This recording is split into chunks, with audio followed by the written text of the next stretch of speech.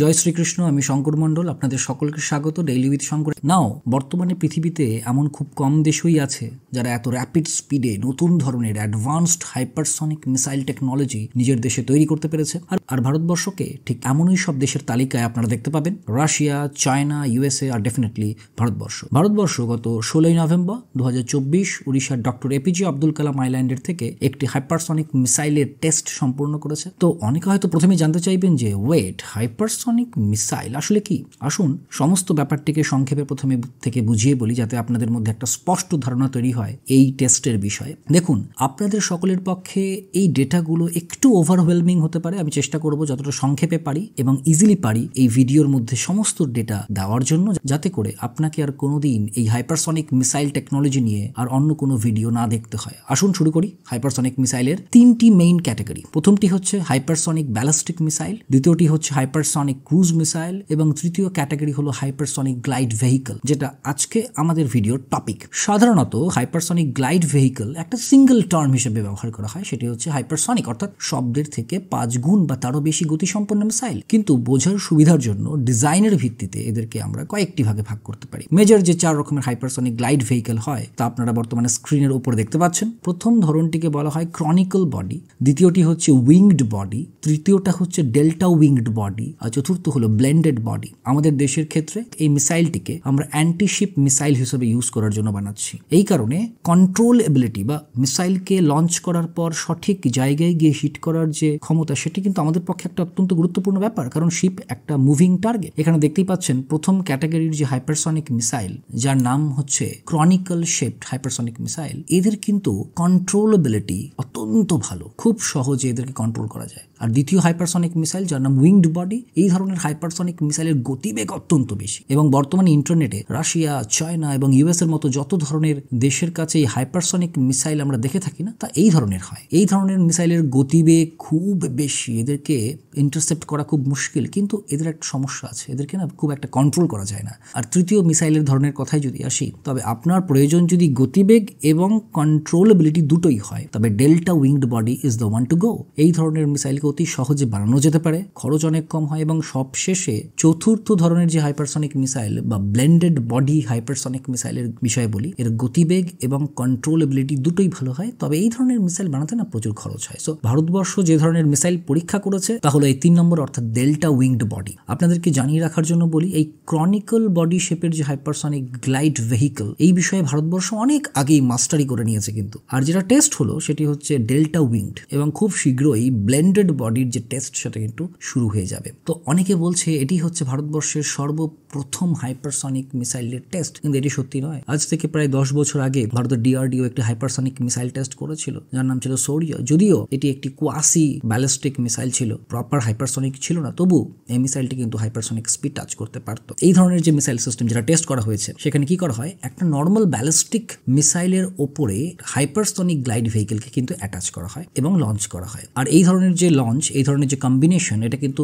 Normal ballistic মিসাইলের মতো take off করে। কিন্তু যখন মিড কোর্স হয়, এই সময় গ্লাইড ভেহিকল কিন্তু গ্লাইড করতে করতে নিচের দিকে নামে, তার টার্গেটের দিকে ধেয়ে যায় আর নিজের ট্র্যাজেক্টরিতে ম্যানুভার করতে শুরু করে। আর এই সমস্ত গ্লাইড ভেহিকলরা ম্যানুভার করতে করতে টার্গেটের দিকে আসে বলে এদের যে ট্র্যাজেক্টরি বা কোন পথে কিভাবে আসছে তা কিন্তু ধরা যায় না। ফলে কোনো anti ballistic missile defence system দিয়ে এই সমস্ত মিসাইলকে আটকানো যায় না। আর সর্বোপরি এরা হাইপারসনিক স্পিডে ম্যানুভার করে, যার ফলে এই ধরনের মিসাইল সিস্টেমকে ইন্টারসেপ্ট বা আটকাতে খুব কষ্ট হয় বা অসম্ভব। তো ভারতের কাছেও এই ধরনের ক্যাপাবিলিটি চলে এসেছে শেষ পর্যন্ত। আর এই টেস্টের যে ভিডিওটি, তা আমি চাইবো আপনারা সকলে একটু দেখুন, খুবই ইন্টারেস্টিং ভিডিও। 3, 2, 1, now.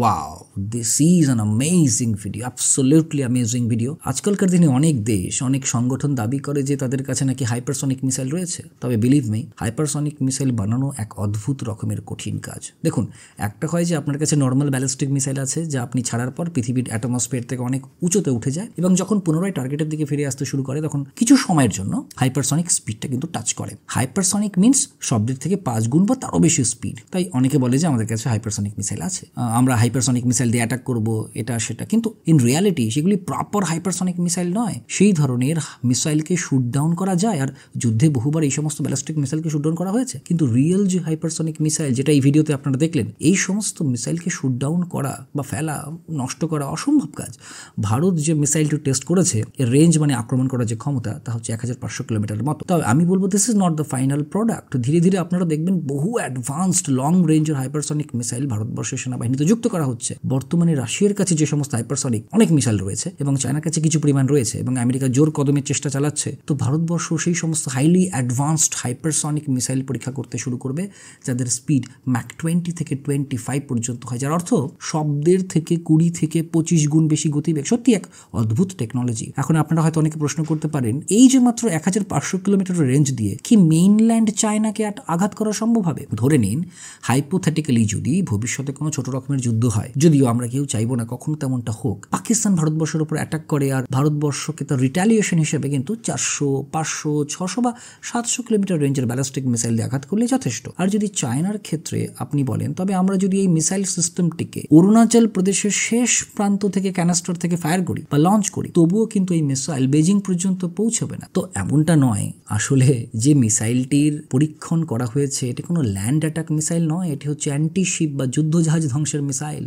আর আপনারা যারা কারেন্ট অ্যাফেয়ার্সকে রেগুলারলি ফলো করেন এবং ভারতের মিসাইল টেস্টকে খুব গভীরভাবে লক্ষ্য করে থাকেন, তাদের মনে একটা হয়তো প্রশ্ন জাগতে পারে যে ওয়েট, ভারতবর্ষ তো বহু বছর আগে, প্রায় 10 বছর আগে তার রিপোর্ট, এই যে স্ক্রিনে হিন্দুস্তান টাইমসের একটা রিপোর্টে 5-6 বছর আগে রিপোর্ট আপনারা দেখতে পাচ্ছেন, পরিষ্কার লেখা রয়েছে যে ভারত নাকি টেস্ট করেছে নিউক্লিয়ার ক্যাপেবল হাইপারসনিক মিসাইল যার নাম হচ্ছে শৌর্য। এখন এই যে শৌর্য নামে মিসাইলটা রয়েছে, যেটাকে নাকি বলা হয়েছিল সব জায়গাতে হাইপারসনিক মিসাইল, আর সেটা ভারতের মিসাইল। তবে যখন একটা হাইপারসনিক মিসাইল টেস্ট করা হয়ে গেছে প্রথমেই, তবে এটাকে কেন ভারতবর্ষের প্রথম লং রেঞ্জ হাইপারসনিক মিসাইল বলা হচ্ছে? তবে এই মিসাইলটি কোনটি? দেখুন, শৌর্য মিসাইলের রেঞ্জ যদি আপনি দেখেন তবে সেটি কিন্তু কম নয়, প্রায় 1000 কিলোমিটারের কাছাকাছি। তো এখানে আপনাদের একটা জিনিস বুঝতে হবে যে ভারতের কাছে যে শৌর্য, সাগরিকা মিসাইলগুলি রয়েছে, এই সমস্ত মিসাইলগুলিকে ভারত সরকার কিন্তু নিজে কখনো হাইপারসনিক মিসাইল বলে দাবি করেনি। হ্যাঁ, এই সমস্ত ব্যালিস্টিক মিসাইলকে আমরা কোয়াসি ব্যালিস্টিক মিসাইল বলি, যেগুলি টার্গেটে ছাড়ার পর এরা অনেকটা উঁচুতে উঠে যায় এবং তারা আবার যখন টার্গেটের দিকে ফেরত আসে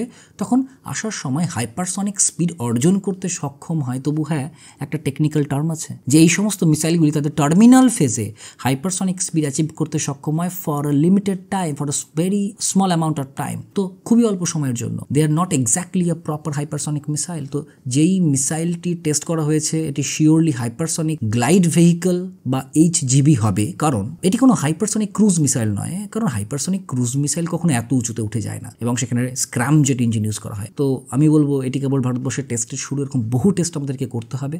এবং তারপর রাশিয়া বর্তমানে যে সমস্ত হাইপারসনিক মিসাইল ইউক্রেনের যুদ্ধে ব্যবহার করেছে এবং তাতে বহু সফলতা এসেছে, তাদের সেই লেভেলের মিসাইল তৈরি করতে আমরা পারবো খুব শীঘ্রই, আশা করা যায়। আর এখানে একটা অ্যামেজিং ছোট্ট ক্লিপ আমি চাইবো আপনারা সকলেই দেখুন, যদিও এই ভিডিওর সাথে ডিরেক্টলি কোনো লিঙ্ক নেই, যেখানে ডোনাল্ড ট্রাম্প বলেছে যে এই সমস্ত হাইপারসনিক নাকি সব আমেরিকান টেকনোলজি যা রাশিয়া চুরি করে নিয়েছে। দেখুন, and artificial intelligence and hypersonics.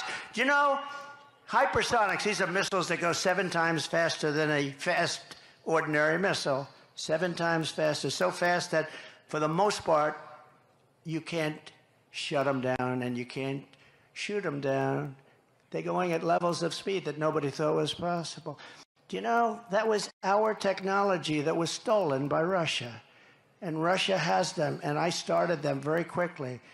But somebody gave Russia, years ago, before me, all of our plans and specs for hypersonic missiles, and they built them, and we didn't. He said Bill Clinton. He could be.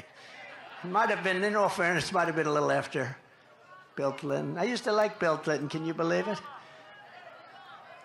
It could have been Barack Hussein Obama, perhaps we should ask him.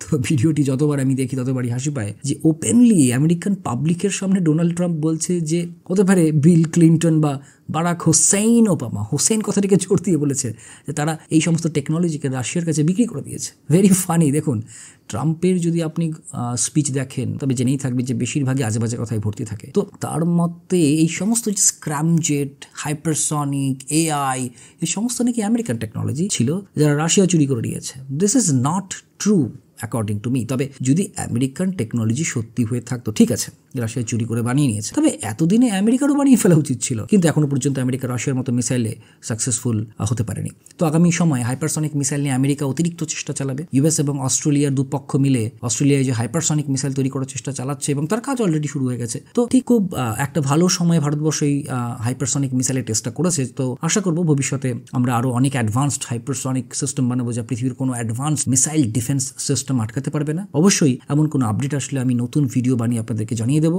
আজকে এই পর্যন্ত, ইস্যুকে থাকবেন, ভালো থাকবেন। God bless you all. Jai Hind.